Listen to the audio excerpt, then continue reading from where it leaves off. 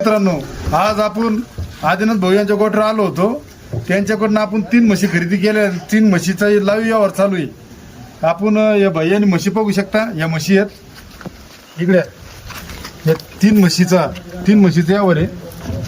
या 3 म्हशींचा बोल भैया, या पेपर का बोल.